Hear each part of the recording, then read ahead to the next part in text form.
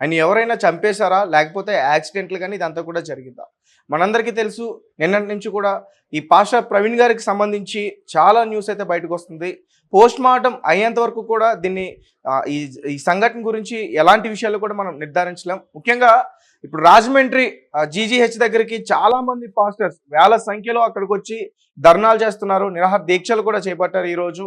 ఎందుకంటే నైట్ అంటే పోలీసులు సీసీటీవీ ఫుటేజ్ ఎప్పుడైతే బయటకి ఇచ్చారో అంటే ఆ సీసీటీవీ ఫుటేజ్లో అతన్ని ఎవరో వచ్చి హతమార్చి చంపినట్లుగా కనిపించట్లేదు. అంటే ఒక యాక్సిడెంట్లుగా జరుగుతున్నట్టు, ఒక బైక్ పై నుంచి అతను పడుతున్నట్టు, అక్కడ బైక్ టోల్ గేట్ దగ్గర క్రాస్ చేసి ముందుకు వచ్చింది. ఇదంతా కూడా సీసీటీవీ ఫుటేజ్లో కనిపించింది.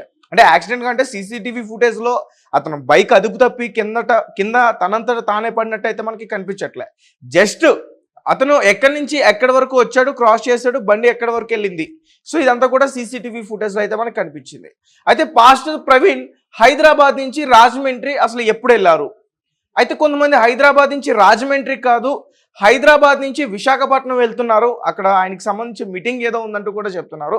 ఇవన్నీ కూడా ఎంతవరకు వాస్తవం అనేది అయితే మనకి ఇంకా తెలియదు. వాళ్ళ కుటుంబ సభ్యులు ఎవరైనా వచ్చి అతను అసలు ఇంటి దగ్గర నుంచి ఎక్కడికి బయలుదేరారనే విషయాలు చెప్తే కానీ మనకు అర్థం కాదు. అయితే ప్రవీణ్ గారు రాజమండ్రి వెళ్ళిన విషయం వాస్తవానికి కొంతమంది చెప్తున్నారు. ఎయిర్పోర్ట్ దగ్గర ఆయన దిగి అక్కడి నుంచి ఆయన వాహనం పైన బుల్లెట్ బైక్, సో అక్కడి నుంచి కూడా దివాన్ చెరువు మీదుగా కోంతారం అనే ఒక టోల్ గేట్ దాటిన తర్వాత ఈ సంఘటన జరిగింది. సో అక్కడ ఆయన పడిపోయారు. ఆయన మంగళవారం ఆయన మృతదేహం కనిపించింది. సుమారు జరిగే నైట్ 11:30-12 ఆ సమయంలో జరుగుంటుంది అని చెప్తా ఉన్నారు. సో మంగళవారం పొద్దున్నే ఆయన మృతదేహాన్ని చూసిన తర్వాత అక్కడ ఉన్న కొంతమంది స్థానికులు పోలీసులకైతే సమాచారం ఇచ్చారు. వాళ్ళు వచ్చిన తర్వాత చూశారు, అతను పాస్టర్ ప్రవీణ్ పాగడాలుగా గుర్తించారు. సో గతంలో అతనికి చాలా మంచి పేరు ఉంది, చాలా సేవా కార్యక్రమాలకు సంబంధించి ఆయన చాలా చేశారు. క్రిస్టియానిటీకి సంబంధించిన చాలా మంచి విషయాలు కూడా ఆయన ముందుకు తీసుకెళ్లారంటూ కూడా చాలా మంది చెప్తా ఉన్నారు. అయితే ఇతను గతంలో కొన్ని వ్యాఖ్యలు చేశాడు. అంటే హిందుత్వానికి సంబంధించి, ఇస్లాంకి సంబంధించి చాలా డిబేట్స్లో పాల్గొన్నప్పుడు కొన్ని వ్యంగ్యంగా వ్యాఖ్యలు చేశారు. సో అందుకోసమే ఎవరో హతమార్చారు అని చెప్పేసి కొంతమంది చెప్పే ప్రయత్నం అయితే చేస్తున్నారు. అసలు నిజంగానే ఇదంతా కూడా జరిగిందా? నిజంగానే ఆయన వ్యాఖ్యలు చేశారా? ఈ విషయాలు కూడా మనం తెలుసుకునే ప్రయత్నం చేస్తాం. సో దీనికి సంబంధించి యూసఫ్ అనే ఒక వ్యక్తితో కూడా మనం మాట్లాడడం జరిగింది. సో ఆ వీడియో కూడా ఒకసారి మీరు చూసే ప్రయత్నం చేయండి. చాలా క్లియర్గా ఎక్స్ప్లెనేషన్ అయితే అతను ఇవ్వడం జరిగింది.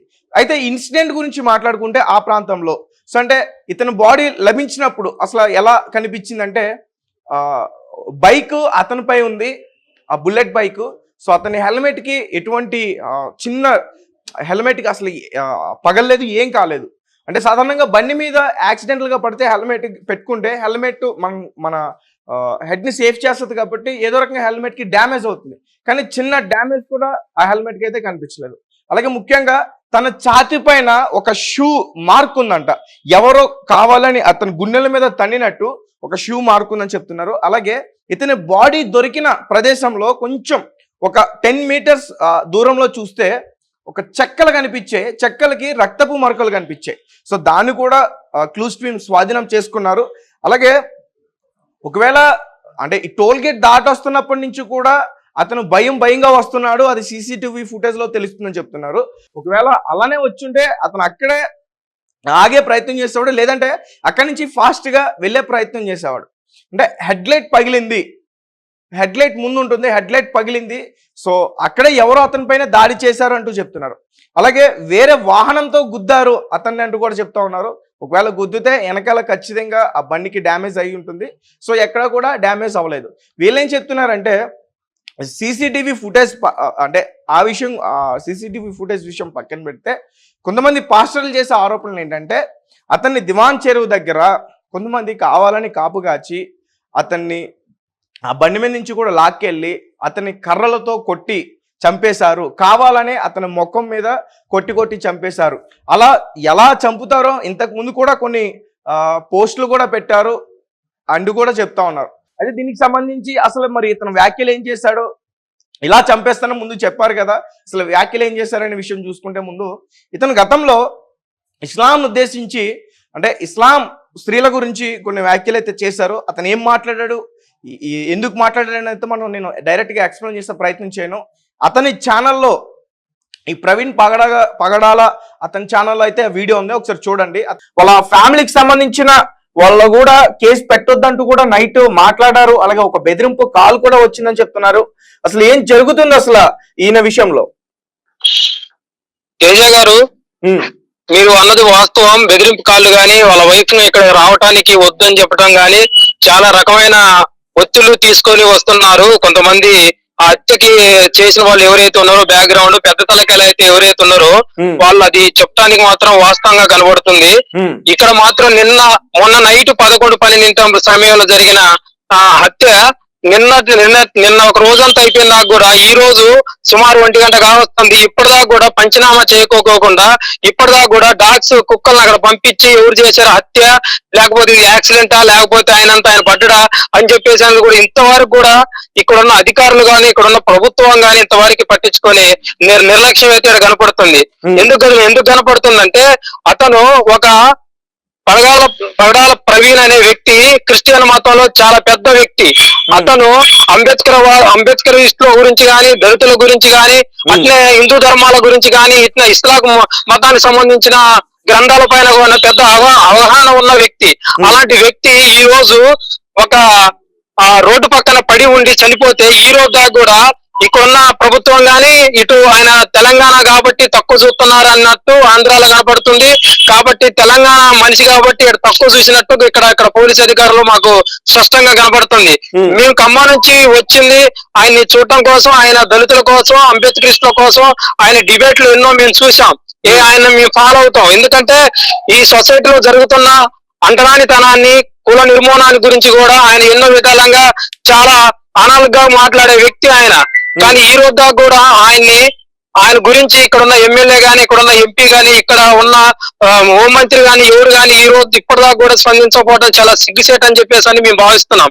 ఎందుకంటే ఆమె ఇక్కడికి రావాలి, ఇక్కడికి వచ్చి భర్త ఎవరు చంపారని చెప్పేసి కంప్లైంట్ ఇవ్వాలని చెప్పేసి అని ఆమె రావాలి.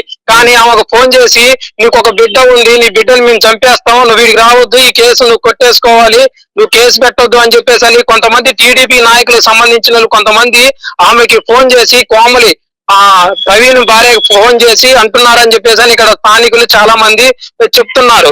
అంటే భర్త చనిపోయి ఉన్నా గానీ నువ్వు రావద్దు, వస్తే నీ బిడ్డ వచ్చే నెల 17వ తారీఖు అమెరికా పోవాలి కాబట్టి ఆ లోపు నీ బిడ్డను చంపేస్తామని చెప్పేసి కూడా ఇక్కడ కొంతమంది చెప్తా ఉంటుంటే మేము వింటా ఉంటున్నాం. ఎందుకంటే అలాంటి వ్యక్తిని ఇప్పటికీ సమాజం గుర్తుంచుకొని వేలాది మందిగా ప్రజలు మొన్నటి నుంచి వేలాదిగా ప్రజలు మొత్తం హాస్పిటల్ నిండు ఉద్యమాలు ప్రవీణ్ అన్న జోహార్ అని చెప్పేసి ప్రవీణ్ అన్న ఆశయాలు వర్దిల్లాలని చెప్పేసి అని ఇక్కడ చాలా మంది క్రిస్టియన్లు గాని, అంబేద్కరిస్టులు గాని, మళ్ళీపోతే కళాకారులు గాని, జర్నలిస్టులు గాని, లేకపోతే సామాజిక ఉద్యమకారులు గాని హాస్పిటల్కి వస్తారు. ప్రసాద్ గారు, ఒక విషయం అంటే ఇప్పుడు ప్రెసెంట్ అక్కడ ఉన్నారు కాబట్టి అక్కడ సిచ్యువేషన్ అసలు ఎలా ఉంది? చాలా మంది క్రైస్తవులు అక్కడ చేరుకున్నారు, వాళ్ళందరూ కూడా డిమాండ్స్ ఏం డిమాండ్ చేస్తున్నారు? అతను చంపింది ఎవరు? ఒక సీసీ కెమెరా చూపెట్టి ఇగో ఆయన బండి మీద నుంచి పడ్డాడు, ఇది వాస్తవం, ఇక్కడ దుమ్ములేసింది అంటున్నారు. ఇక్కడ పెట్టిన సీసీ కెమెరా ఓకే, ఇంతకు ముందు దాటొచ్చిన టోల్ గేట్ ఉంది కదా, టోల్ గేట్ ముందు అతను దాటొచ్చిన ఆ సీసీ కెమెరా కూడా అడుగుతున్నారా? అడుగుతున్నారు, మేము అడుగుతున్నాం. అడిగితే ఒక దుమ్ము బండి పడ్డట్టు, ఒక దుమ్ము వేసినట్టు ఒకటి చూపిస్తున్నారు. ఇంకో టోల్ గేట్ కూడా ఉంది కదా, అక్కడేం జరిగింది? టోల్ గేట్ దగ్గరకు వచ్చాకల్లా ముందు బుల్లెట్ బండికి లైట్ ఉంది, ఆ లైట్ పగిలి ఉంది, ఇండికేటర్ మట్టికి వెలుక్కుంటా చిన్నగా బండి రానట్టు చిన్నగా బండి వస్తుంది, వచ్చి డబ్బగా పడినట్టు కనపడుతుంది. కానీ అంత ముందు టోల్ గేట్ లో వీడియో మాకు చూపెట్టాలని మేము డిమాండ్ చేస్తున్నాం. ఏం జరిగిందో చెప్పాలి కదా. అతని ఛాతి పైన షూ అంటే బూట్ కాలుతో తన్నింది, ఒక మరకు ఉందంటూ కూడా చెప్తున్నారు. అలాగే చెక్కలు అతను ఎక్కడైతే అతను పడిపోయాడో, అతని శవం ఎక్కడైతే ఉందో ఆ ప్రాంతంలో కొన్ని చెక్క ముక్కలకి రక్తపు మరకలు కూడా అంటుకుని ఉన్నాయి, వాటితో కొట్టి చంపారు అంటూ కూడా చెప్పే ప్రయత్నం అక్కడ కొంతమంది స్థానికులు చేస్తున్నారు.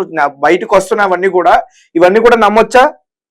నమ్మొచ్చు, 100% నమ్మొచ్చు. ఎందుకంటే ఆ వీడియోలు మేము కూడా చూసాం. ఒక బారైన చెక్కతో కొడితే ఆ చెక్క 3-4 ముక్కలు అయితే ఆ 3-4 ముక్కలకి బ్లడ్ ఉంది. ఆయన చచ్చిపోయి అక్కడ ఉంటే ఆయన బనీన్ మీద 2 బూట్ కాలు ముద్రలు కనపడుతున్నాయి. ఇంకోటి ఏంటంటే ఆయన తొడ రైట్ తొడో లెఫ్ట్ తొడో గాని ఆ తొడ కూడా కాలినట్టు సైలెన్సర్ ఆయన మీద పడి కాలినట్టు కూడా కనబడుతుంది.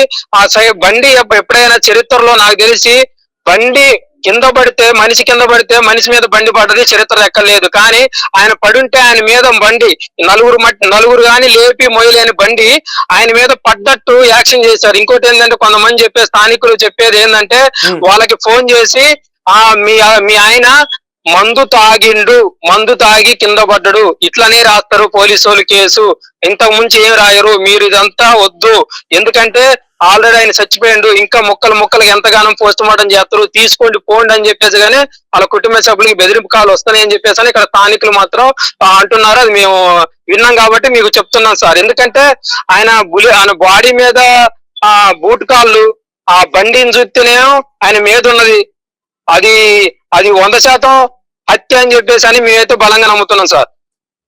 ఓకే, అంటే ఇప్పటి వరకు బయటకు వచ్చిన సీసీటీవీ ఫుటేజ్ అంతా కూడా కరెక్ట్ గా లేదు, ఎక్కడ కూడా లేదు. ఏదో ఒక్క చిన్న 2 సెకండ్లు ఈ వీడియో చూపెట్టి ఇదే వాస్తవం ఇట్లానే పడిపోయింది అని చెప్పేసి అంటున్నారు. మళ్ళీ ఇంకోటి ఏంటంటే ఆయన మందు తాగిచ్చి కూడా మందు తాగి పట్టట్టు క్లియర్ చేసి ఈ కథని రివర్స్ చేయాలని చెప్పేసి అని ఎవరికి అర్థం కాకోకుండా చేయాలని చెప్పేసి అని వీళ్ళు ఇలా వెనక బ్యాక్గ్రౌండ్ ఉన్న ఎవరైతే పెద్ద తలకాయలు ఉన్నాయో వాళ్ళు దీన్ని తిప్పుకొట్టాలని చెప్పేసి ప్రయత్నం చేస్తున్నారు. నాకు తెలిసి ఏ పాస్టరు మందు తాగరు అని చెప్పేసి చెప్పండి ప్రసాద్ గారు. అంటే వాళ్ళ ఫ్యామిలీ మెంబర్స్ అక్కడికి వచ్చారా?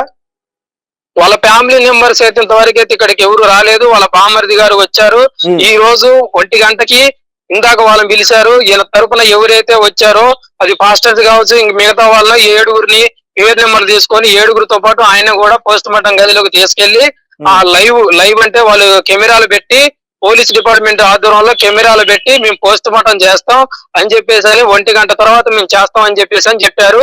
ఇప్పుడు ఇంకా స్టార్ట్ కాలేదు. రైట్, అంటే వీళ్ళకి సంబంధించి వాళ్ళు ఏదైనా పేర్లు చెప్తున్నారా? ఎవరి మీద అనుమానం ఉందా? ఇంతకు ముందు కూడా ప్రవీణ్ గారు ఇస్లాం మతం పైన ఆయన కామెంట్ చేసినట్టు కూడా చెప్తున్నారు. ప్రవీణ్ గారు ఇంత ముందు ఇస్లాం మతం మీద కామెంట్ చేసినప్పుడు ఆయన ఫేస్బుక్ వేదికగా నన్ను క్షమించండి, నేను మాట్లాడింది వాస్తవం కాబట్టి నన్ను క్షమించమని ఆయన క్షమాపణ అడిగింది కూడా ఫేస్బుక్ లైవ్ లో ఆయన చెప్పారు. దాన్ని ఆయన మర్చిపోయారు. కానీ కొంతమంది హిందూకి సంబంధించిన కొంతమంది కర్ణాటక సుఖనాయన అతను ఈ ఫేస్బుక్ లో పోస్ట్ పెట్టిందట. ఆయన అంటే పోలీసు వాళ్ళకి తెలవక ముందే, కుటుంబ సభ్యులు తెలవక ముందే, ఎవరికి తెలవక ముందే కరుణాకర్ సుఖనాకు కూడా ఈ పోస్ట్ తెలిసింది, తెలవంగానే పోస్ట్ పెట్టి మళ్ళీ అమ్మటే ఒక 10 నిమిషాలకి అది డిలీట్ చేశారని చెప్పేసి అని కూడా ఈడ అంటున్నారు. సో దీనికి సంబంధించి మనతో పాటు డిస్కస్ చేయడానికి పాస్టర్ పీటర్ ఉన్నారు. ఒకసారి ఆయనతో మాట్లాడే ప్రయత్నం చేద్దాం. సార్ నమస్తే. రైట్, సో మీరు ఒక వీడియోని అయితే రిలీజ్ చేయడం జరిగింది బయటకి, గొడ్డలితో చంపినట్లుగా ఆనవాళ్లు ఉన్నాయని చెప్పేసి. సార్ ఏంటి అసలు మీరేం చెప్పాలనుకుంటున్నారు? ప్రీ ప్లాన్ మర్డర్ అని చెప్పి కనబడతా ఉంది. ఎందుకు ప్రీ ప్లాన్ మర్డర్ అని చెప్పి అంటా ఉన్నానంటే, ఒకవేళ యాక్సిడెంట్ అయ్యి ఉంటే ఖచ్చితంగా యాక్సిడెంట్ కి సంబంధించిన అక్కడ ఆనవాళ్ళనే మనకు కనబడతా ఉంటాయి. అక్కడ బండి డ్యామేజ్ అయినట్టు ఎక్కడ కనబడట్లేదు, లేకుంటే ప్యాంట్ చినిగినట్టు ఎక్కడ కనబడట్లేదు, షర్టు చినిగినట్టు ఎక్కడ కనబడట్లేదు, కాలికి లేకుంటే బాడీకి ఎక్కడ చూసినా కూడా గాయాలు కనబడట్లేదు. ఒక ముఖం పైన మాత్రమే గాయాలు కనబడుతున్నాయి. ముఖం పైన కూడా మీరు క్లియర్ గా అబ్జర్వ్ చేస్తే ఈ పెదవు మీద ఏతుందో ఈ పెదవు ఇక్కడికి ఇట్లా కట్ అయిపోయినట్టు కనబడతా ఉంది. నేను యాక్చువల్ అక్కడ సీన్ దగ్గరికి రాలేదు, నేను ఢిల్లీలో స్టక్ అయిపోయి ఉన్నాను. ఇమీడియట్ జూమ్ కాల్ అన్నది క్షమించాలి, నేను ఇక్కడ వేరే ప్లేస్ లో కూర్చొని మాట్లాడుతా ఉన్నాను. అయితే ఆ ఫొటోస్ లో ఆ వీడియో చూడడం బట్టి అర్థమవుతున్న విషయం ఏంటంటే, ఇక్కడికి మొత్తం కట్ అయినట్టు కనబడతా ఉంది. అది ఖచ్చితంగా ఏదో ఆయుధమో లేకుంటే ఏదో తీసుకొని కొడితే మాత్రమే తెగినట్టు కనబడతా ఉంది. ఒకటి. రెండోది, అక్కడ మనం ఆలోచన చేస్తుంటే ఆయన షర్ట్ మీద మనం చూస్తా ఉంటే ఇక్కడ ఎవరో తొక్కినట్టుగా, అంటే ఆ బ్లడ్ లో తర్వాత కాలు పెట్టి ఫుట్ ప్రింట్స్ కనబడతా ఉన్నాయి. రెండో ఆధారము. మూడో ఆధారం మనం చూస్తా ఉంటే ఆయన పెట్టుకున్న గాగుల్స్, తర్వాత ఆయన పెట్టుకున్న మాస్క్ తీసేసి చక్కగా పక్కన పెట్టి ఆ మాస్క్ మీద కళ్ళజోడు పెట్టినట్టుగా కళ్ళజోడిని మళ్ళీ ఫోల్డ్ చేసి పెట్టినట్టు కూడా క్లియర్ కనబడుతుంది. మూడో డౌట్ ఇది. నాలుగో డౌట్ మనం చూస్తా ఉంటే, ఎక్కడైనా కానీ యాక్సిడెంట్ అయితే యాక్సిడెంట్ వెహికల్ ఎక్కడ ఉంటుంది, మనిషి ఎక్కడ ఉంటాడో చెల్లా చెదురుగా పడి ఉంటాడు. కానీ అక్కడ మనిషి పడి ఉన్నాడు, మనిషి పైన బండిలో పెట్టి ఉందండి. అది ప్రీ ప్లాన్ గా మనిషిని పడిచి కోపముతో అటొక్కలు ఇటొక్కలు బండిని పట్టుకొని ఆయన మీద ఎత్తేసినట్టుగా దాని తర్వాత దాని మడ్గడ్ కి చూస్తా ఉంటే మడ్గడ్ కి కూడా మొత్తం బ్లడ్ కనబడతా ఉంది, బ్లడ్ స్టాంప్స్ అన్ని కనబడతా ఉంది. దేనికి? బుల్లెట్ యొక్క మడ్గడ్ కి. అంటే ఆ బుల్లెట్ ని తీసి ఆయన ముఖం పైన వేసి 2-3 సార్లు కొట్టినట్టుగా, అది కొట్టుడు బట్టి ఆయన ముఖం మొత్తం దెబ్బలు గాయాలు తగిలినట్టుగా కూడా అది క్లియర్ గా కనబడతా ఉంది. ఎందుకు ఈ మాటలు అంటా ఉన్నానంటే, ప్రవీణ్ పగడాల గారు ఆ ఒక సీసీటీవీ ఫుటేజ్ ఏదైతే మనకి రిలీజ్ అయిందో, ఆ సీసీటీవీ ఫుటేజ్ లో ఆయన టోల్ గేట్ నుంచి వస్తా ఉన్నప్పుడు మనం గమనించినట్లయితే, ఆ టోల్ గేట్ దగ్గర ప్రవీణ్ పగడాల గారు బుల్లెట్ బండిని ఆయన నడపట్లేదండి. మీరు జాగ్రత్తగా అబ్జర్వ్ చేస్తే ఆయన డ్రైవ్ చేయట్లేదు, బండిని తోస్తున్నాడు. ఇటో కాలు అటో కాలుతో తోస్తున్నాడు. అంటే బండి ఆగిపోతే ఎలా తోస్తారో అలా తోస్తున్నట్టుగా ఒకటి కనబడతా ఉంది. ఇప్పుడు ఆ తోసే దగ్గర చాలా రకాలుగా ఆలోచన చేయాల్సిన విషయాలు ఉన్నాయండి. ఎందుకంటే అంటే ఆ సీసీటీవీ ఫుటేజ్ లో మనకి ఎలా కనిపిస్తుందంటే, ఆయన బండి మీద స్లోగా డ్రైవ్ చేసుకుంటూ వెళ్తున్నారు, హెడ్ లైట్ సరిగ్గా హెడ్ లైట్ అసలు వెలగట్లేదు కదా, సో అంచేత స్లోగా వెళ్తున్నారు ఏమో అన్నట్టుగా ఉంది సీసీటీవీ ఫుటేజ్. లేదు స్లోగా వెళ్తున్నట్టు కనబడట్లేదు. ఒకటి ఏంటంటే, హైవే మీద ఎవరు స్లోగా వెళ్ళారు. ఆ బుల్లెట్ బండి అనేది స్లోగా వెళ్ళే బండి కాదు. అందులో ఇప్పుడు అంత పేరు, అంత ప్రఖ్యాతి కలిగి థ్రెటన్ ఉన్న వ్యక్తి అట్లాంటి ఇంటీరియర్ ఏరియాస్ లో ఎవరు లేని ప్రదేశంలో అంత స్లోగా వెళ్ళరు.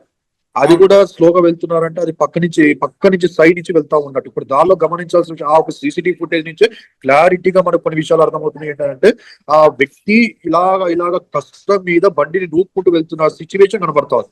ఒకటి. రెండోది, ఆ బుల్లెట్ మనం చూస్తే ముందర హెడ్ లైట్ లేదు, పక్కన ఇండికేటర్ వేస్తుంది కానీ లైట్ ముందర వెలగట్లేదు. క్లియర్ గా అబ్జర్వ్ చేస్తే హెడ్ లైట్ కూడా పగిలినట్టు కనపడతాం. ఏదైతే తర్వాత మనకి ఫుటేజ్ వచ్చిందో, ఆ ఫుటేజ్ లో బుల్లెట్ యొక్క హెడ్ లైట్ ముందల, దాంతో బుల్లెట్ బ్యాక్ సైడ్ ఉన్న రెడ్ లైట్, ఈ రెండు పగిలిపోయి ఉన్నాయి. అంటే దాని అర్థం ఏంటంటే, ఎవరో కర్రలు పట్టి ముందు పగలగొట్టి, వెనకాల రెడ్ లైట్ రెండు పగలగొట్టి, దాని తర్వాత ఆయనని గాయపరిచారేమో అనే ఒక అనుమానం కనబడతాడు. నేను ఎందుకు ఈ విషయాన్ని అంటా ఉన్నానంటే, ఆయనని ఆ టోల్ గేట్ ని ముందే గాయపరిచినట్టుగా అని నేను అనుకుంటా ఉన్నా. ముందే గాయపరిచి, ముందే దాడి చేసి, ముందే ఆయన మీద అటాక్ చేసిన తర్వాత వాళ్ళు వెళ్ళిపోవడమో లేదా ఈయన తప్పించుకోవడమో జరిగింది. చచ్చిపోయాడని చెప్పి వాళ్ళు పడేసి వెళ్ళిపో సంథింగ్. అక్కడి నుంచి ఆయన గాయాలతోనే ఆ బండిని తోసుకుంటూ వెళ్తున్నట్టుగా క్లియర్ కనబడి. ఒకటి. రెండోది, టోల్ గేట్ నుంచి ఒకవేళ మనం ఇప్పుడు ఆయన పడిపోయిన ఒక ప్రదేశం దాకా మనం ఎంత డిస్టెన్స్ చూసుకుంటే సుమారుగా 6.3 కిలోమీటర్స్ కనబడతాం. 6.3 కిలోమీటర్స్ కనబడతాం. 6.3 టోల్ గేట్ క్రాస్ అయిన తర్వాత 6.3 కిలోమీటర్స్ ఆయన నూపుకుంటూ వెళ్ళాడా, లేకుంటే బండి స్టార్ట్ అయ్యి బండి మీద అలాగే వెళ్ళిపోయాడా, లేకుంటే ఇంకెవరైనా తీసుకొచ్చి అక్కడ పడేశారు. ఇప్పుడు ఆ టోల్ గేట్ దగ్గర ఉన్న సీసీటీవీ ఒకటే ఇచ్చారు పోలీస్ వారు, మళ్ళీ రిమైనింగ్ అటువైపు సీసీటీవీ ఎందుకు రిలీజ్ చేయలేదు? పెట్రోల్ బంక్ లో ఒక సీసీటీవీ ఏదో ఆయన అట్లా పడిపోవడం, అక్కడి నుంచి దుమ్ము లేగిసినట్టుగా చూపెడతా ఉన్నారు. ఇక్కడ మళ్ళీ ఇంకా 2-3 సీసీటీవీలు ఉన్నాయి కదా, ఆ సీసీటీవీ ఫుటేజ్ ఇంకెందుకు బయట పెట్టలేదు? ఇవన్నీ డౌట్స్ మనం చూస్తా ఉంటే ఇది ఖచ్చితంగా pre plan murder, pre plan గా అటాక్ అయింది. ఇంకో విషయం ఏంటంటే, ఆయన టోల్ గేట్ దాటిన తర్వాత నేను ఏదైతే అన్నానో ఆల్రెడీ ప్రీ ప్లాన్ గా అటాక్ జరిగి ఉండొచ్చు.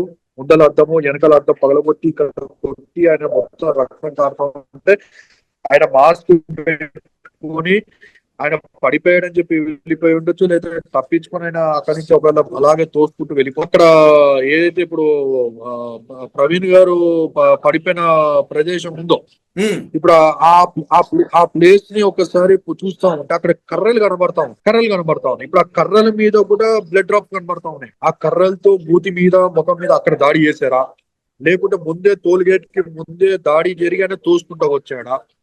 మళ్ళీ ఇన్ని డౌట్లు ప్రపంచం అంతా కూడా కూస్తూ చిన్నపిల్లలు కూడా ఖచ్చితంగా నోరు తెరిచి చెప్తున్న విషయం ఏంటంటే, ఇది ఖచ్చితంగా న్యాచురల్ యాక్సిడెంట్ డెత్ కాదు అని చెప్తా ఉంటే, పోలీస్ వారు ఎందుకు దీని మీద సీరియస్ గా యాక్షన్ తీసుకోవట్లేదు? ఇప్పుడు నారా లోకేష్ గారు నిన్నంతా గందరగోళం జరుగుతా ఉంటే, ఈ రోజు బయటకు వచ్చి 6 నెలలు దొంగలు పడిన తర్వాత కుక్కలు మురిగి అనే సామెత, దొంగలు పడిన 6 నెలలు కుక్కలు మురిగిన సామెత లాగా నారా లోకేష్ గారు నిన్నంతా అయిపోయిన తర్వాత, చంద్రబాబు గారు నిన్నంతా అయిపోయిన తర్వాత ఈ రోజు బయటకు వచ్చి వారు ఏదో స్టేట్మెంట్ చేస్తూ ఉన్నారు, న్యాయపూర్వకంగా మేము దర్యాప్తు చేస్తూ ఉంటాం, ఆధారాలు బట్టి మేము దర్యాప్తు చేస్తూ ఉంటాం అంటే, ఆధారాలను గయం చేసి అంతా అయిపోయిన తర్వాత ఇది యాక్సిడెంట్ అని చెప్పి ఇవ్వడానికి కోసమా? రైట్. అయితే అంటే రెస్పాండ్ అయ్యారు ఈ రోజు ముఖ్యమంత్రి గారు. ఇతని మరణం వెనకాల ఇటువంటి కుట్ర ఉన్నా కానీ ఖచ్చితంగా దాన్ని ఇన్వెస్టిగేషన్ లో తేల్చి ఎవరైనా ఇలాంటి ఘటనకు పాల్పడితే వాళ్ళకి శిక్షలు ఖచ్చితంగా అమలు అవుతాయంటూ కూడా ఆయన మాట్లాడడం జరిగింది. అదే ఒక నోట్ అయితే రిలీజ్ చేయడం జరిగింది. అంటే ముఖ్యంగా వీళ్ళ ఫ్యామిలీకి సంబంధించి వీళ్ళు కేసు పెట్టడానికి కూడా భయపడ్డారు. అక్కడ కొంతమంది పాస్టర్ మీకు అండగా మేము ఉంటామమ్మా అంటూ వాళ్ళకి ధైర్యం చెప్పి సస్పిషియస్ గా కేసు నమోదు చేయడం అయితే జరిగిందంటూ కూడా చెప్తున్నారు. అవునండి, వాస్తవం అని చెప్పి వారు బెదిరించినట్టుగా ఆయన చెప్తా ఉన్నాడు. ప్రవీణ్ గారు చెప్పారు చాలు సార్, నన్ను కాదండి నా పాపను కూడా చంపేస్తానని చెప్పి.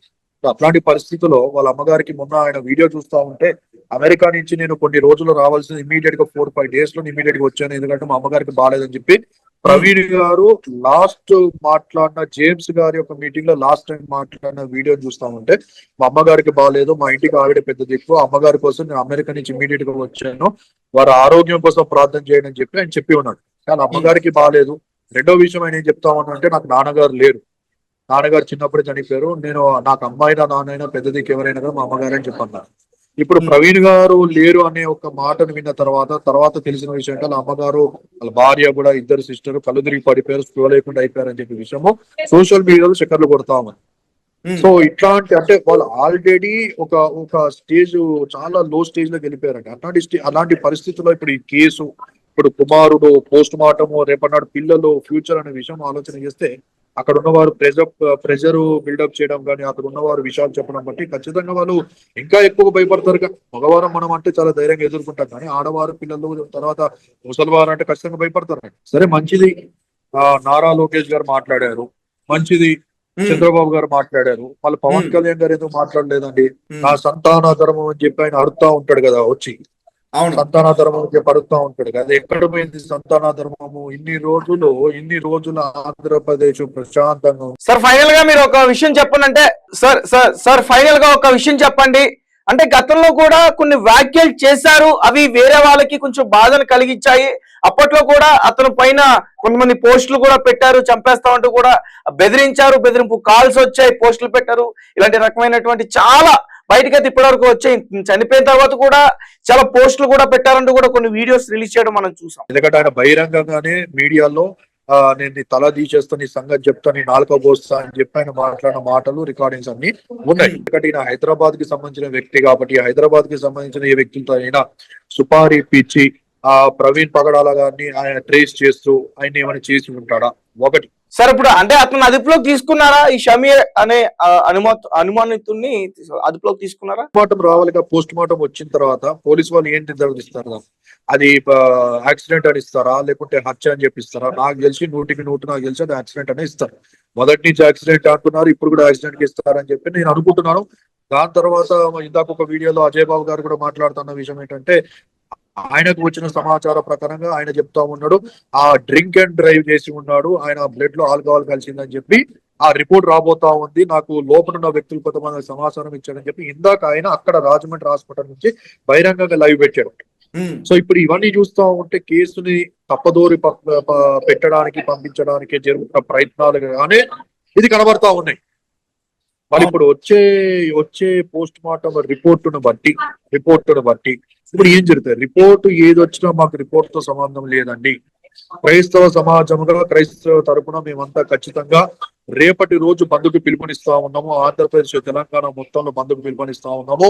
ఖచ్చితంగా ఎవరైతే దోషులు వెనకాల ఉన్నారో, ఎంత పెద్దవారైనా వారికి ఉరి శిక్ష పడేంత వరకు ఈ ఉద్యమాలు, ఈ నిరసనలు మేము ఆపమని చెప్పి క్రైస్తవ సమాజం పట్ల మొత్తం నేను తెలియజేస్తాను. అంటే ఇంతకు ముందు అంటే పాస్టర్ గారి గురించి కానీ, తర్వాత అడ్వకేట్ గారి గురించి మాట్లాడక ముందు క్రైస్తవుల గురించి ఒక చిన్న 2 మాటలు మాట్లాడదాం అనుకుంటున్నాను.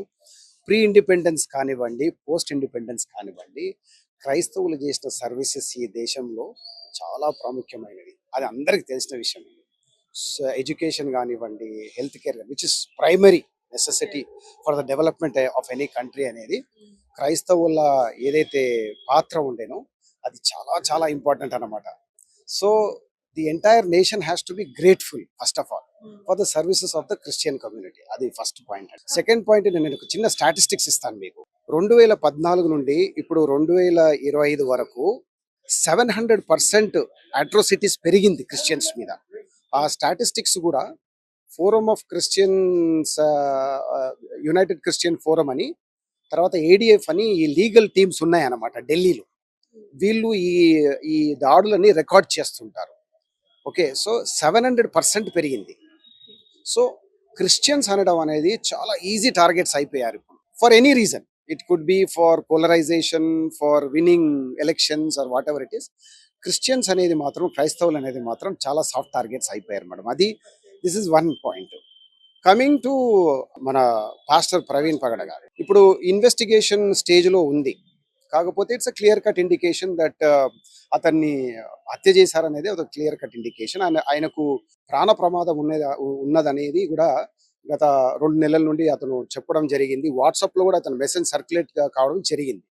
సో దాని గురించి ఇన్వెస్టిగేషన్ కరెక్ట్ గా ఇంపార్షియల్ ఇన్వెస్టిగేషన్ చేసి దానికి జస్టిస్ చేసి వాళ్ళ ఫ్యామిలీకి జస్టిస్ చేసి వాళ్ళ ఫ్యామిలీకి ఏదన్నా కాంపన్సేషన్ ఇవ్వాలని మేము క్రైస్తవ లీడర్స్ గా కోరుకుంటున్నాం మేడం. సార్ ఇప్పుడు మనకు ఫస్ట్ తెలిసింది మాత్రం జస్ట్ యాక్సిడెంట్ అనుకున్నాం, కానీ మెల్లిమెల్లిగా చూస్తూ ఉంటే ఇది హత్య అని అంటున్నారు. మీకు అందులో గమనించిన పాయింట్స్ ఏంటి సార్? అసలు హత్యగా అంటే నిరూపించడానికి పాయింట్స్ ఏంటి? ప్రైమ్ ఫేసి మేడం, ఇప్పుడు మీరు బాడీని చూసినట్లయితే యాక్సిడెంట్ అయ్యే బాడీ ఏదైతే ఉంటుందో దానికిను ఆ ఫోటోగ్రాఫ్ చూస్తే ఆ వీడియోలు చూస్తే ఏమవుతుందంటే యాక్సిడెంట్ ఆ స్పాట్ లో జరిగితే అట్లాంటి ఇంజురీస్ కావడానికి అవకాశం లేదు. అతని ఏ బోన్స్ కానీ ఏది కానీ డ్యామేజ్ కాలేదు. ఉత్త ఆయన ఫేషియల్ ఈ ముఖం మాత్రమే మొత్తం డ్యామేజ్ అయింది. అదే విధంగా అక్కడ కొంత హత్య చేయడానికి కావాల్సిన ఏదైతే ఇన్స్ట్రుమెంట్స్ ఉన్నాయో అవి కూడా బాడీ పక్కన పడి ఉన్నాయి. ఆ ఫోటోగ్రాఫ్స్ లో ఉంది అదంతా. సో ఈ ఫోరెన్సిక్ వాళ్ళు జాగ్రత్తగా ఇంపార్షియల్ గా, నేను అన్నట్టు ఏది కూడా ఇంపార్షియల్ గా చేయకుండా కరెక్ట్ గా ఇన్వెస్టిగేషన్ చేస్తే మాత్రం నిజాలు బయటపడతాయి. సార్ ఇప్పుడు పాస్టర్ పగడల ప్రవీణ్ ఈయన ఇప్పుడు తిరుమలగిరికి చెందినవారు అని చెప్పేసి అంటున్నారు. అంటే ఆయన ఏ చర్చ్ లో పాస్టర్ గా ఉండేవారు అండ్ ఆయన మనస్తత్వం ఎలా ఉండేది? అంటే గొడవలు ఏమైనా ఉన్నాయా ఆయనతో అనేసి? పాస్టర్ ప్రవీణ్ పగడాల అనేది ఈజ్ అన్ ఇండిపెండెంట్ పాస్టర్. మరి ఆయన ఓన్ కాంగ్రిగేషన్ అతనికి ఉన్నది. మరి ఈ క్రిస్టియన్ కమ్యూనిటీలో ఇక్కడే తెలంగాణ రాష్ట్రంలో కాకుండా ఆంధ్ర రాష్ట్రంలో రెండు తెలుగు రాష్ట్రాలలో అతను పరిచర్య చేయడం అనేది చాలా ప్రాముఖ్యమైన మాట అన్నమాట. అదే విధంగా క్రిస్టియన్ పాస్టర్స్లలో అతను మంచి పేరు పొందిన పాస్టర్. ఎలాంటి కాంట్రవర్సీస్ లేకుండా మంచి క్రైస్తవుల ఫాలోవర్స్ ఆయనకు ఉన్నారు. ఇప్పటి వరకు ఆయన మీద అయితే ఏ కాంట్రవర్సీస్ లేవు మాకు తెలిసి అయితే ఏమి లేదు. అంటే కక్ష సాధింపులు చేయడానికి ఆయన అంటే ఎవరినైనా అంటే ప్రొవోక్ చేసి ఉంటారా, లేకపోతే ఇంత దారుణంగా ఎందుకు చంపాల్సి వస్తుంది? అంటే మాటు వేసి మరి చంపినట్టు అయితే తెలుస్తుంది. దీని గురించి ఇప్పుడు నేను అన్నాను కదా మేడం, మీకు 2014 నుండి ఇప్పుడు 2025 వరకు 700% దాడులు క్రిస్టియన్స్ పైన పెరిగింది అనేది. మరి వీళ్ళందరూ అట్లనే చేసి ఉంటారా? కాదు కదా. అంటే దిస్ అ క్లియర్ ఇండికేషన్ అన్నమాట. ఎవరైతే ఈ క్రైస్తవ మతాన్ని గురించి పరిచర్య చేసుకుంటా, ప్రేమని పంచుకుంటా, సర్వీసెస్ చేసుకుంటా ఎవరైతే వాళ్ళ జీవితాన్ని సాగిస్తున్నారో వాళ్ళకు ఒక ఆటంకంగా వాళ్ళని ఆపాలని ఏదో విధంగా తర్వాత ఇట్లాంటి ఇన్సిడెంట్స్ జరిగితే క్రైస్తవత్వంలో ఈ పాస్టర్స్ కానీ ఎవరైనా భయంకి ఇదయ్యి వాళ్ళు బ్యాక్అవుట్ అయిపోతారనే ఉద్దేశం. అంతేగాని ఇందులో పాస్టర్స్ చేసేది ఏదో కుట్ర కానీ అదంతా ఏమి ఉండదు మేడం. మీరు అంటున్నారు అంటే అంటే ఇప్పుడు స్వాతంత్రం ఫ్రీడమ్ కి ముందు నుంచి కూడా ఇలాగే ఉంది. అంటే పాస్టర్స్ కానీ క్రైస్తవులు కానీ మంచి ప్రాధాన్యత ఉంది అని చెప్పేసి అంటున్నారు. కానీ ఈ మధ్య చూసుకుంటే చాలా ట్రోల్ అవుతున్నారు. చాలా అంటే ఏదో రకంగా ట్రోల్ చేస్తూనే ఉన్నారు సోషల్ మీడియాలో. అయితే దానికి రిలేటెడ్ గా మనం మాట్లాడుకుంటే మాత్రం ఎందుకు అని అంటే మొత్తం హిందూ మతంలో కలిపేసే విధంగా ఉన్నారు ఈ క్రిస్టియానిటీ. అంటే మొత్తం హిందూ ధర్మాన్ని ఫాలో అవుతున్నారు అండ్ ధ్వజస్తంభం నిలబెట్టడం కానీ, చెట్టుకు దారాలు చుట్టడం కానీ ఇలాంటివి చూడడం వల్ల క్రిస్టియన్స్ ని ఇలా చేస్తున్నారు అనుకోవచ్చు అంటారా? అంటే దీని గురించి మీరేమంటారు? అంటే ఈ మధ్య అవే వీడియోలు బయటకు వస్తున్నాయి. అంటే మీకు ఇప్పుడు క్రిస్టియానిటీ గురించి తీసుకుంటే మేడం, ప్రీ ఇండిపెండెన్స్ కానీ పోస్ట్ ఇండిపెండెన్స్ కానీ వర్షిప్ అనేది క్యాథలిక్స్ కానీ ప్రొటెస్టెంట్స్ కానీ వాళ్ళకు కొంచెం డిఫరెన్సెస్ ఉంటాయన్నమాట. క్యాథలిక్స్ అనేది మాత్రం మొత్తం ఇండియన్ ట్రెడిషన్ ఫాలో చేస్తారు. బొట్టు పెట్టుకోవడం కానీ, ఈ ఇండియన్ అటైర్స్ వేసుకోవడం కానీ, ఏదైనా ట్రెడిషన్స్ ఉన్నా కానీ అవన్నీ ఫాలో చేస్తుంటారు అన్నమాట. అదేవిధంగా ప్రొటెస్టెంట్స్ కూడా చాలా మంది ఫాలో చేస్తారు, కాదని కాదు. సో ఇండియన్ ట్రెడిషన్ అనేది క్రిస్టియన్స్ లో ఉంది, కాదని కాదు. మీరు ఒక మాట అన్నారు, ఈ ట్రోలింగ్ జరుగుతుంది ఈ మధ్య పాస్టర్స్ గురించి. అది సోషల్ మీడియా గురించి ఎంత తక్కువ మాట్లాడుకుంటే అంత మంచిది మేడం. ఎందుకంటే social media brings some positives and it brings more negatives. ఇప్పుడు ఏఐ కూడా వచ్చింది. ఈ ఏఐలో ఏది కూడా తయారు చేయొచ్చు మనం. అంటే you can fabricate anything AI ద్వారా. అంటే ఇప్పుడు మన వీడియోలో చూసింది నమ్మాలని అవసరం లేదు మేడం. ఏదన్నా కూడా ట్రూత్ హ్యాస్ టు ప్రివేల్. ఏదన్నా నిజంగా అది జరిగినట్లయితే they will bear their own consequences. అది పాస్టరేనే కానివ్వండి, లేదా భక్తులే కానివ్వండి, మీరు ప్రేమతోని ఇతర వాళ్ళని ప్రేమిస్తూ ఏ హాని చేయకుండా భారత రాజ్యాంగాన్ని మరి పాటిస్తూ మరి ఈ భారతదేశముని ముందుకు తీసుకొని సాగాలని ప్రతి ఒక్క భారతీయుడు కృషి చేస్తే ఎవ్వరు కూడా అడ్డురారు మనకు. మతం అనేది ఇట్స్ అన్ ఇండివిజువల్ చాయిస్. వాళ్ళు ఎటు విధంగా కావాలన్నా అటు విధంగా వాళ్ళు దాన్ని ప్రాక్టీస్ చేసుకోవచ్చు, దాంట్లో తప్పు లేదు. అంతేగాని ఒకరినొకరు విమర్శిస్తూ ఒకరినొకరిని ఇది తప్పుపడుతూ తర్వాత ఒకరినొకరు దాడి చేసుకుంటూ తర్వాత ఒకరినొకరు సేవ చేయకుండా ఆపడము, ఇట్లాంటివన్నీ it is going to bring the country down. అంతేగాని we are not going to progress. Ultimately we are going to give rise to extremism, terrorism, fanaticism. ఇవన్నీ ఈ టర్మినాలజీస్ అన్ని వచ్చినాయి అనుకోండి, ఇంకా there is no progress. Sir అంటే ఇప్పుడు ఫైనల్ గా ఈ ప్రవీణ్ పగడాల పాస్టర్ ఈ దాడి గురించి అంటే ఇప్పుడు ఖచ్చితంగా న్యాయం జరిగే అవకాశం ఉందంటారు. ఎందుకంటే మన స్టేట్ కాదు, అటు వేరే తెలుగు స్టేట్, పైగా ఇప్పుడు అక్కడ హోంమంత్రి సరిగ్గా పనిచేయట్లేదు అది ఇది అని చెప్పేసి ఇప్పుడు పాస్టర్ పైన దాడి తర్వాతనే మళ్ళీ ఇంకా ఎక్కువ అయిపోయినాయి. అంటే న్యాయం జరిగే అవకాశం ఉందంటారా? మీరు అన్నట్టుగా అంటే ఇన్వెస్టిగేషన్ ప్రాపర్ గా జరిగే అవకాశం ఉందంటారా? మేడం, ఒక మంచి దేశానికి కానివ్వండి, రాష్ట్రానికి కానివ్వండి, మంచి పేరు రావాలంటే వాళ్ళ లా అండ్ ఆర్డర్ స్ట్రిక్ట్ ఉండాలి, నంబర్ 1. నంబర్ 2, జ్యుడిషియరీ అనేది కూడా బయాస్డ్గా ఉండకూడదు. These are the 2 main important factors of a developed country, right? ఇవి 2 మ్యానిపులేట్ అయిపోయినాయి అనుకోండి, ఇంకా మనం మన గురించి ఎంత గొప్ప చెప్పుకున్నా వేస్టే. సరేనా? మీరు ఎంత స్పీచ్లు ఇచ్చుకున్నా, టీవీలో వచ్చి గొప్పగా చెప్పుకున్నా, ఎంత పేపర్ న్యూస్ ఇచ్చినా, మీడియా న్యూస్ ఇచ్చినా అంతా waste, because people can get to see it. So ఈ 2 ఇన్స్టిట్యూషన్స్ కూడా మ్యానిపులేట్ కాకుండా ఉండాలంటే ఈ రాజకీయ నాయకులు కూడా దాన్ని ట్యాంపర్ చేయకుండా వాళ్ళ డ్యూటీ వాళ్ళని చేయనిచ్చి జస్టిస్ని బయటికి తీసుకురావాలి మేడం. జస్టిస్ ఎప్పుడైతే ఆగుతుందో మేడం, అప్పుడు ఈ హులిగనిజం అనేది, ఈ భయం లేని లా అండ్ ఆర్డర్ వాళ్ళ చేతిలో తీసుకొని వాళ్ళు ఈ నేను అన్నట్టు ఎక్స్ట్రీమిజం కానీ, టెర్రరిజం కానీ, ఫానటిజం కానీ దానికి గురయ్యి ఇంకా రేపు వాళ్ళన ఈ పోలీస్ వ్యవస్థకు వినరు, జ్యుడిషియరీకి వినరు, ఏ రాజకీయ నాయకుడు వినరు. If you don't stop these things now, it will be too late to stop. Thank you sir, thank you. Sir మీరేం చెప్తారు ఇప్పుడు పాస్టర్ ప్రవీణ్ పైన జరిగిన దాడి గురించి? అంటే ఖండిస్తామమ్మా. ఇప్పుడు ప్రవీణ్ గారి మీద దాడి జరిగిందా లేదా అనేది ఇంకా పూర్తి నిర్ధారణ కాలేదు, పోలీసులు చెప్పాలి. ముఖ్యంగా హోమ్ మినిస్టర్ వనిత గారు ఒక దళితురాలు, ఆమె పూర్వ క్రైస్తవురాలు కాబట్టి ఒక క్రైస్తవ పాస్టర్ మీద ఇక్కడ అంటే లక్షలాది మంది అభిమానులు ఉన్న పాస్టర్కి రక్షణ లేకపోతే సామాన్యులకు ఎట్లా రక్షణ ఉంటుంది అనేది అక్కడ కీలకమైన ప్రశ్న. అట్లాగే ఇక్కడ కూడా ఒక అడ్వకేటు ఆయనకే రక్షణ లేకపోతే సామాన్యులకు ఏం రక్షణ ఉంటుంది?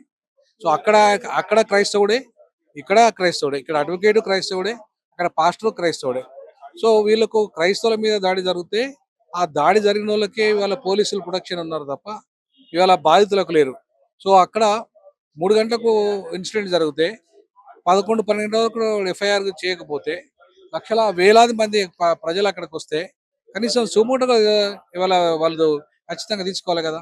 ఇప్పుడు ఎవరో అనామక బాడీ ఉన్నా కూడా వాళ్ళ ఎఫ్ఐఆర్ నమోదు చేస్తారు. బట్ ఒక పెద్ద క్రైస్తవులు అత్యంత ప్రజాదరణ ఉన్న నాయకుడు, అట్లాంటి నాయకుడికి మీరు ఎందుకు నిర్లక్ష్యం చేశారు? కాబట్టి ఆయన చనిపోయింది ఎవరైనా చంపేశారా లేదా యాక్సిడెంట్ జరిగిందా ఇవన్నీ కూడా దర్యాప్తులో తేలితే కదా. ఎఫ్ఐఆర్ నమోదు అయితే కదా దర్యాప్తు మొదలయ్యేది. అది ఎఫ్ఐఆర్ నమోదు కాకుండా దర్యాప్తు ఎట్లా మొదలైంది? అక్కడ క్లోజ్ టీమ్స్ పోవాలి, అక్కడ ఏం జరిగింది ఎక్స్పర్ట్స్ పోవాలి, ఇవన్నీ చేయాలంటే ఎఫ్ఐఆర్ కావాలి ఫస్ట్. అదే కాకపోతే ఎట్లా? అంటే ఇప్పటి వరకు అసలు ఎఫ్ఐఆర్ నమోదు చేయలేదు సార్. ఫ్యామిలీ అంతా కుటుంబం అంతా పోయిన తర్వాత ఎఫ్ఐఆర్ నమోదైంది. ఎఫ్ఐఆర్ నమోదు తర్వాతనే వాళ్ళు పోస్ట్ మార్టం చేశారు. పోస్ట్ మార్టం తర్వాత ఇప్పుడు పోస్ట్ మార్టం రిపోర్ట్ వస్తుంది ఇంకా గంటలు అంటున్నారు. అది ఇంకా పూర్తి వివరాలు ఇంకా తెలియదు. తెలిసిన తర్వాత పూర్తి స్థాయిలో మనం దాని మీద మాట్లాడవచ్చు. అంటే సార్ ఖచ్చితంగా హత్య జరిగింది అని అయితే అంటున్నారు. మొత్తం అంటే ఆంధ్ర రాష్ట్రంలో మనం చూస్తున్నాం. ఇప్పుడు హత్య జరిగిందా జరగలేదా అనేది నేను చెప్పాల్సింది కాదు, అది దర్యాప్తు సంస్థలు చెప్పాలి. పోలీసు అనేది మనం పెట్టుకున్న దర్యాప్తు సంస్థ. సో న్యాయ వ్యవస్థ అనేది మనం ఏర్పరచుకున్న న్యాయ వ్యవస్థ. సో దర్యాప్తు సంస్థ తీసుకొచ్చిన సమాచారాన్ని బట్టి న్యాయ వ్యవస్థ ఒక అభిప్రాయానికి వస్తుంది. కాబట్టి వాళ్ళ పోలీసుల మీద ప్రధాన బాధ్యత ఉంటే దానికి హోమ్ మినిస్టర్ బాధ్యత వహించాలి. అనిత గారు ఎవరైతే హోమ్ మినిస్టర్ అక్కడ హోమ్ మినిస్టర్ ఉన్నారో వారు ప్రధాన బాధ్యత వహించాలి. ఖచ్చితంగా ఆ విషయంలో ఖచ్చితంగా నిష్పక్షపాతంగా విచారణ చేపట్టి ప్రవీణ్ పగడాల గారు ఎట్లా చనిపోయారు, వారు అట్లా చనిపోయారా, హత్య చేయబడ్డారా, ఇవి తేల్చాల్సింది పోలీస్ వ్యవస్థ, ముఖ్యంగా హోమ్ మినిస్టర్ గారు. కానీ మీరు అన్నట్టుగా మరి అంటే ఇంతవరకు హత్యనా మరి యాక్సిడెంటా జరిగింది అని ఇంతవరకు నిర్ధారణ జరగలేదు. నిర్ధారణ జరగడానికి కూడా కొంచెం టైం ఉంది. కానీ ఇప్పుడే ఎందుకు అంత రచ్చ చేస్తున్నారు అని చెప్పేసి ఒక ప్రశ్న. ఆ రచ్చ అంటే అమ్మ ఎవరికైనా ఆవేదన ఉంటుంది. ఒక లక్షలాది మంది అభిమానుడు, చాలా మంది ఆయనకు, కోట్లాది మంది ప్రజలు ఉన్నారు ఆయనకు, సో అభిమానులు ఉన్నారు. సో వాళ్ళంతా కూడా ఆవేదనలో ఉన్నారు కదా. ఆవేదనలో ఉన్నప్పుడు కొంత ఆవేశంగా మాట్లాడతారు. కానీ దాన్ని ప్రభుత్వం ఆవేశం తీసుకోదు కదా. ప్రభుత్వం నిష్పక్షపాతంగా దర్యాప్తు చేసి న్యాయం చేయాలి. అంటే ఆయన 2 నెలల క్రితం నుంచి ఆయన అంటే ఒక మెసేజ్ అయితే పాస్ చేస్తున్నారంట. అంటే నా మీద థ్రెట్ ఉంది అని చెప్పేసి. అలా అవ్వడానికి గల కారణాలు ఏమై ఉండొచ్చు? అదే మతాలు అన్నప్పుడు కొంచెం సెన్సిటివ్ వ్యవహారం కాబట్టి ఆ విషయంలో థ్రెట్ జరిగింది కాబట్టి ఆ విషయంలోనే తగు నిర్ధారణ చేపట్టి తగు ఎవరు దానికి బాధ్యత వహించారు, అయిందా కాలేదని తగు విచారణ చేపట్టి న్యాయం చేయాల్సిందిగా డిమాండ్ చేస్తారు. సార్ మీరేం చెప్తారు అసలు ప్రవీణ్ పగడాల గురించి? అంటే ఆయన పాస్టర్ గా ఎంతో మందికి ప్రవచనాలు చేసి ఉంటారు. అంటే కక్ష ఏమైనా ఉండే అవకాశం ఉందంటారా? అంటే హత్య అని అంటున్నారు కాబట్టి అసలు ఇంతవరకు నిర్ధారణ కాలేదు. కానీ హత్య అని మేము అనట్లేము, అనుమాన స్మృతి అంటున్నాం. మేము ఇది హత్య యాక్సిడెంట్ అనేది మేము కూడా చెప్పట్లేము. అనుమానం మాకుంది. మరి దీని అనుమానం సిబిఎస్ఈ ద్వారా దీన్ని ఎంక్వైరీ చేసి కమిషన్ వేసి దీన్ని ఎంక్వైరీ చేయాలని మేము ఎందుకు అనుమానంగా ఉన్నారు? అంటే ఇంతకు ముందు ఏమైనా ఇలాంటి దాడులు ఏమైనా జరిగాయి ఆయన మీద? అంటే లాస్ట్ 50 days బ్యాక్ ఆయన నా పైన అనుమానంగా చాలా మంది థ్రెటనింగ్ కాల్స్ వస్తాయని మేడం. కాబట్టి దాన్ని ఆయననే స్వయంగా మరి సోషల్ మీడియాలో పెట్టడం జరిగింది. నాకు కొంచెం భయం ఉంది కొందరు వ్యక్తులతో అన్నప్పుడు. దాని విలువ మేము అక్కడ జరిగిన పరిణామం అంటే అది ఆత్మహత్య పక్కకు పెడితే మేడం, జరిగిన సంఘటన బట్టి మాత్రం అనుమానాస్పదంగా ఉంది మేడం. అంటే ప్రవీణ్ గారు ఎలాంటి వారు? అంటే మీరు కలిసే ఉంటారు. అంటే ఆయన మీతో పాటు ఎలా ఉంటుండే? చాలా మంచి వ్యక్తి మేడం. ఆయన క్రైస్తవ సమాజం పట్ల రోజు రోజు కంచెలకు ఎదిగే వ్యక్తి, సేవా దృక్పథంతో ఉన్న వ్యక్తి. ఆయన అంటే ఎవరు విమర్శించే వ్యక్తి కాదు. తను చెప్పే మత ప్రబోధం కూడా అందరి కోసం చెప్పే వ్యక్తి, కానీ ఏ మతాన్ని అయితే విమర్శించే వ్యక్తి అయితే కాదు. ఆయన ప్రవచనాలు ఏమైనా అంటే ప్రజలని ఉద్రేకానికి గురి చేసేలాగా ఉండేవా? లేకపోతే ఎందుకు అంటే ఇలా జరగడానికి ఏమైనా అవకాశాలు ఉన్నాయంట? అంటే అలాంటి వ్యక్తి ఏం కాదు మేడం. ఎవరితో కాంట్రవర్షియల్ వ్యక్తి కూడా కాదు. తను ఎవరితో మాట్లాడినా తను కలిసిపోయే వ్యక్తి. మరి ఎందుకు ఇలా జరిగింది అనేది అంటే మేము కూడా దీన్ని అనుమానాస్పద మృతి అంటున్నాం తప్పితే ఎవరు చేసిన ఇప్పటివరకు మనకు దర్యాప్తు సంస్థలు కూడా చెప్పలేదు. కాబట్టి దీని గురించి నిష్పాక్షంగా సిబిఎస్ఈ ద్వారా దర్యాప్తు చేయాలని కోరుకుంటాం. 2 రాష్ట్రాల క్రైస్తవ సమాజం కోరుకుంటుంది మేడం. ఇప్పటి నుంచి ఆయన పాస్టర్ గా ఉన్నారు. ఆయన ఎప్పటి నుంచి మీకు తెలుసు? ఆయన దాదాపు ఆయన 15 సంవత్సరాలుగా మరి ఆయన యూత్ ఉన్నప్పటి నుంచి కాలేజ్ చేస్తూ ఆయన పాస్టర్ గా ఉండడం. మరి తనకి 2 కూతుర్లు, అలాగే అతను 2 కూతుర్లను కూడా దత్తత తీసుకున్న వ్యక్తి, గొప్ప వ్యక్తి ఆయన. మరి ఇలా జరగడం కూడా మాకు చాలా దిగ్భ్రాంతిని కలిగిస్తుంది. అంటే బాడీని ఇప్పుడు తిరుమలగిరికి తీసుకొచ్చే అవకాశం ఏమైనా ఉందా? ఈ రోజు సాయంత్రం centenary Baptist church clock tower దగ్గర తీసుకొస్తారు. భౌతిక ఇక్కడ నైట్ అక్కడే ఉంటుంది. రేపు మధ్యాహ్నం 12 గంటలకు భారీ ఎత్తున తిరుమలగిరి శ్మశాన వాటికలో ఆయన అంత్యక్రియలు జరుగుతుంది. Thank you very much. So చూసారు కదా, మొత్తానికి అంటే ప్రవీణ్ పగడాల పాస్టర్ గా 15 సంవత్సరాలుగా ఇక్కడే పనిచేస్తున్నారు. అండ్ ఆయన యూత్ లో ఉన్నప్పటి నుంచి మేము అందరు ఆయనతో కలిసి ఉన్నాము. అయినప్పటికీ ఆయన ఎవరిని అంటే ప్రొవోక్ చేసేలాగా, వాళ్ళని ఉద్రేకానికి గురి చేసేలాగా, వాళ్ళని రెచ్చగొట్టేలాగా ఎవరికి అంటే ప్రవచనాలు చేయలేదు. కానీ ఆయన ఎంతో మంచి వ్యక్తి. ఆయనకు 2 కూతుళ్ళు ఉన్నా కూడా ఇంకో 2 కూతుళ్లను దత్తత తెచ్చుకొని మరీ పెంచుకుంటున్న వ్యక్తికి ఇలా జరగడం చాలా బాధాకరం అని చెప్పేసి అంటున్నారు. జరిగిన దాడిది మానవతానికి సంబంధించిన విషయం కాబట్టి యాక్చువల్లీ ఇక్కడ వచ్చింది కూడాను ఇది ఒక వర్గానికి సంబంధించిన ఎప్పుడు చూడట్లేదు. రాసింది మానవతానికి సంబంధించిన విషయం. అయితే నిజంగా చెప్పాలంటే ఇప్పుడు క్రైస్తవులు ఇంత సహనంగా ఇక్కడ వెయిట్ చేస్తున్నారంటే మనలో ఉన్న విశ్వాసానికి ఒక సైన్ అని చెప్పాలి, ఒక ప్రతీక అని చెప్పాలి. అయితే ఇప్పుడు పోస్ట్ మార్టం స్టార్ట్ అయింది. దాదాపు 2-3 గంటల్లో కంప్లీట్ క్లారిటీ మనకి రాబోతుంది. అయితే ఇప్పటికి కూడా మనస్ఫూర్తిగా కోరుకునేది ఏంటంటే ఇది ఒక యాక్సిడెంట్ అయితేనే చాలా బాగుండదు. కానీ అక్కడ చూస్తుంటే మొత్తం పరిశీలిస్తే మాత్రం ఇది యాక్సిడెంట్ కాదు, ఏదో జరిగింది, కుటుంబం జరిగిందని బలంగా అనిపిస్తుంది మనకి. అలాంటిది కనుక ఉంటే మాత్రం ఖచ్చితంగా మనం అందరము జస్టిస్ కోసం నిలబడతాము. నేను ఇక్కడికి వచ్చిందే జస్టిస్ కోసం నిలబడాలి. ఎప్పుడైతే నాకు అనిపించిందో, నిన్న మార్నింగ్ నాకు తెలిసినప్పుడు అరే పోస్ట్ వచ్చినప్పుడు అనుకున్నాను ఇది ఎవరో ట్రోల్ చేస్తున్నారేమో, నేను నమ్మకం కలగలేదు. పడనోళ్ళు ఎవరు ఉంటారు కదా, ట్రోల్ చేస్తున్నారేమో అనుకున్నాను. తర్వాత యూట్యూబ్లో ఎప్పుడైతే వీడియో చూస్తున్నారు నిజంగా ఇలా జరిగిందా అన్నప్పుడు నేను కొంతమంది కాంటాక్ట్ చేశాను, వెళ్దాము పలకరిద్దాము ఇంటి వారు అని చెప్పేసి. కొంతసేపు తర్వాత నాకు తెలిసింది కాదు, దీని వెనక ఏదో జరుగుతుంది, సంథింగ్ ఒక ఇన్వెస్టిగేషన్ నడుస్తుంది అన్న తర్వాత కొంచెం చాలా బాధ అనిపించింది. ఇలా జరగకూడదు, ఇలాంటి విషయం వెంటనే ప్లాన్ చేసుకుని ఈ రోజు రావడం జరిగింది. నేను ఉంటాను ఇక్కడ, ఎందుకంటే రిపోర్ట్ రావాలి, థ్యాంక్ యూ సార్, క్లారిటీ ఒకటి రావాలి, ఎందుకంటే థ్యాంక్ యూ, ఇది చాలా ఇంపార్టెంట్ విషయం. Thank you for your coming. ఇంకొక 2 hours టైం పట్టొచ్చు రిపోర్ట్ రావాలి. నేను ఒకటి క్రైస్తవ సమాజం నుంచి చిన్న విషయం మీకు రిఫర్ చేయాలనుకుంటున్నాను. ఒక నిమిషం మేము పవిత్ర గ్రంథమైన ఖురాన్ని మనస్ఫూర్తిగా గౌరవించే వ్యక్తులు. బైబిల్ని ఎంతగా గౌరవిస్తామో ఖురాన్ని కూడా అంతగా గౌరవిస్తాం.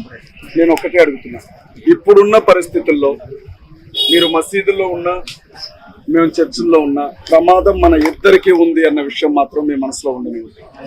రెండవది ఏంటంటే, మేము క్రైస్తవులంగా ఉన్నా మీరు ముస్లిం సహోదరులైనా మన ఇద్దరికీ తండ్రి అబ్రహాం గారే అన్న విషయాన్ని కూడా దయచేసి మీరు మనసులో ఉండని.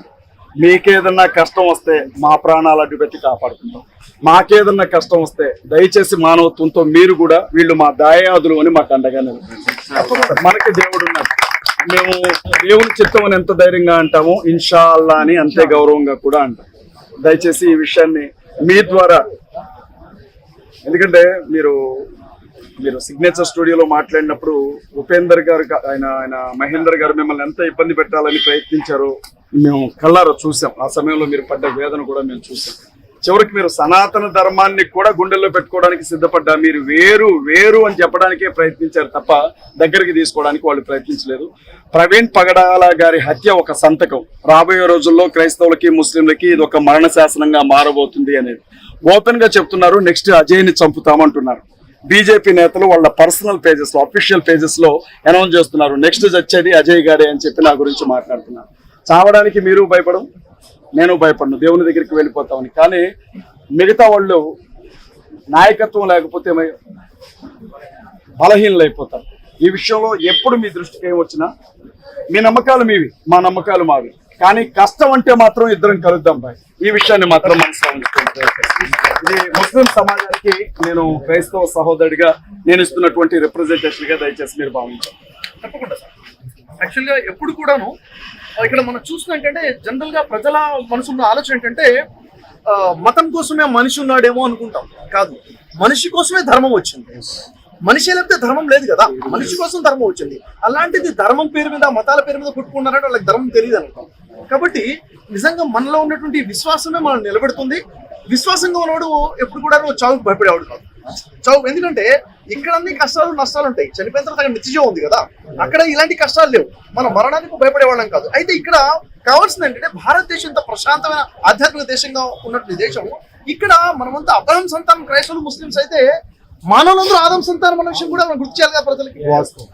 మానవులందరూ కూడా ఆదం సంతానము, కాబట్టి మన ఉన్న రక్తం ఒకటే అయినప్పుడు ఎందుకు కొట్టుకుని వస్తున్నాము. ఇక నాకు అర్థమైన విషయం ఏంటంటే, కొంతమంది రాజకీయ సులాభాల కోసము ప్రజల మధ్య చిచ్చు పెట్టడం కోసం చేస్తున్నటువంటి ఈ మతపరమైన విషయాలు ఇవి.